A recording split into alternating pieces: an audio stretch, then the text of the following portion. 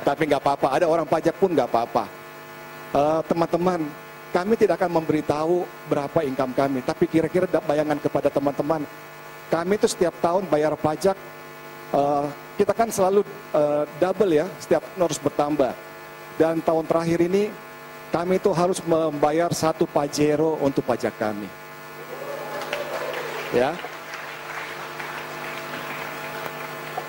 Kemudian sekarang 70% untuk pelayanan, 30% untuk pekerjaan. Sedangkan Bapak dan Ibu tidak mau dianggap memanfaatkan keadaan.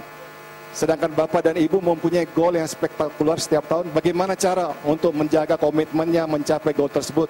Apa yang mendorong Bapak Ibu untuk terus meneruskan, menentukan goal yang lebih di tahun selanjutnya?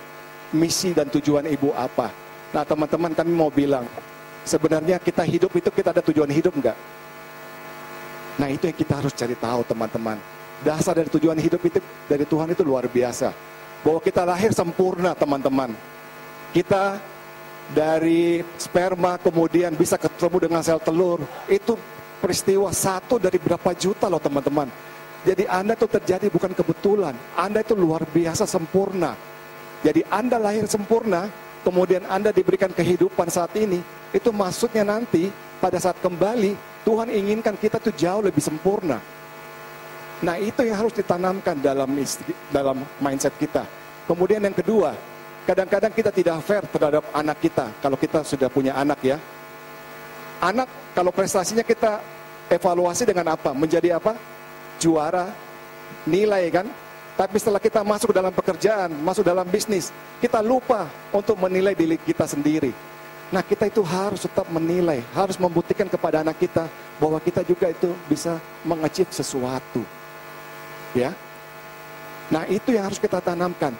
Anak kami sekarang masuk dalam tahun kedua kuliahnya di Melbourne Uni. Waktu itu kami sebelum dia berangkat kami ngomong kepada dia bahwa kami itu cita-citanya suatu saat setelah dia selesai sekolah, kami inginkan dia meneruskan bisnis kami. Karena kebetulan kami cuma diberi anak cuma 1 putri ya. Kami cuma 1 putri. Dan Michelle anak kami itu ngomong, kalau cuma untuk meneruskan bisnis papi mami, untuk apa saya kuliah? Langsung aja sekarang katanya. Rupanya anak Michelle ini matanya nggak jauh dari maminya ya. Dia bilang nggak usah kuliah, langsung aja jalankan bisnis. Dia bilang nggak bisa Michelle. Bahwa dengan kuliah bukan untuk apa, tapi dengan kuliah kita itu memperluas wawasan kita, kita memperluas network kita membuka pikiran kita. Apalagi zaman sekarang dalam keadaan globalisasi seperti ini, itu jarak sudah bukan apa-apa. Makanya kami kalau secara pribadi, kami itu sangat menderita melepaskan anak satu-satunya kami itu jauh dari kami. Pertama kali dia berangkat kuliah, saya utamanya itu 3 bulan nggak bisa tidur teman-teman dengan nyenyak. Tapi kami tidak bisa egois. Kami kan tidak mungkin mendampingi anak kami terus. Kami ingin suatu saat dia tumbuh menjadi orang yang berguna. Makanya kami memberikan dia pendidikan yang baik, yang jauh dari kami. Dengan harapan suatu saat dia melanjutkan bisnis kami teman-teman ya. Oke, teman-teman, sebelum saya tutup ya, saya mau memberikan tahu satu hal ya. Karena di sini dikatakan bahwa kenapa saya selalu membagi manfaat CCB? Karena teman-teman, saya selalu merasa bahwa kita tidak 100% pasti mengalami sakit kritis, betul? Tetapi 80% orang hidup pasti mengalami sakit kritis, betul? Nah, oleh sebab itu saya selalu suka kasih CCB, karena kalaupun dia tidak mengalaminya, dia bisa menerima sebagai betul ya. Nah, kemudian pertanyaannya bahwa semua orang yang bergabung sebagai agent pro ya, komisi pertama dia adalah 67.500 teman-teman. Itu berarti apa? Premi berapa? 300.000 teman-teman. Dan saya juga mengalami hal yang sama. Jadi saya bukan termasuk orang yang langka. Ya, di sini ada pertanyaan, apakah Ibu Leli pernah dapat case api yang 3 juta? Pernah teman-teman. Ya, kita pernah mendapat case yang 300.000 sebulan. Case kami itu tidak semuanya besar. Kami juga mengalami orang-orang yang ngambil 300.000, 500.000, kayak tukang jahit kami juga kasih dia 300.000 sebulan, ya. Nah, tapi sekarang sudah minimal 500.000 sekarang, ya. Nah ini yang saya katakan bahwa saya juga punya tetap case-case seperti itu. Saya tidak memilih siapapun, teman-teman.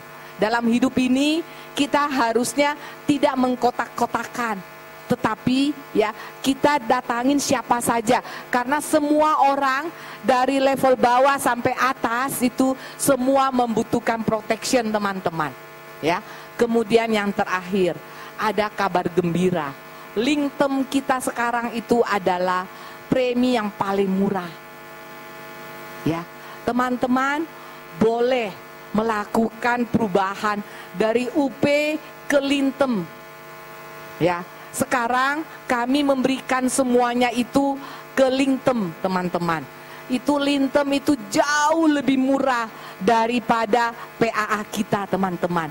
Ini kabar gembira.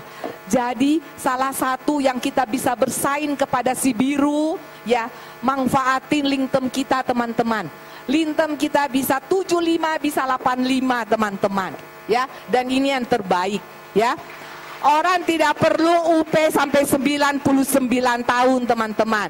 Karena kalau 85 aja kita belum meninggal, kita sudah tidak butuh UP pada saat kita usia 85. Karena anak-anak kita semua sudah mandiri. Yang kita butuh apa? Nilai tunai.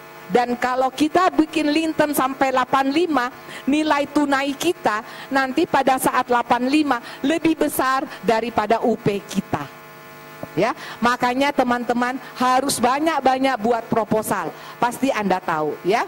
Dan klien kami yang dulu kami kasih UP 99 PAA, kami pindahkan ke Lintem semuanya dan kami mendapatkan api yang cukup besar, teman-teman. Ya, yang 6 juta dolar ini kami pindahkan menjadi Lintem, ya. Kami dari case ini saja satu, kami dapat tambahan api 1 miliar, teman-teman. Ya, jadi Anda dengan pindahkan PAA ke Lintem, ya, Anda mendapat tambahan premi, ya. Tetapi nilai tunainya Anda pasti lebih baik karena Anda bisa lihat, ya, biaya asuransinya jauh lebih murah. Jauh lebih murah, teman-teman. Ya, jauh lebih murah biaya asuransinya, ya. Selamat menjual, teman-teman. Nah, teman-teman, sebelum selesai kami mau ngomong terima kasih teman-teman udah mau mendengarkan kami. Tadi yang kami bagikan itu adalah bukan karena kami jago.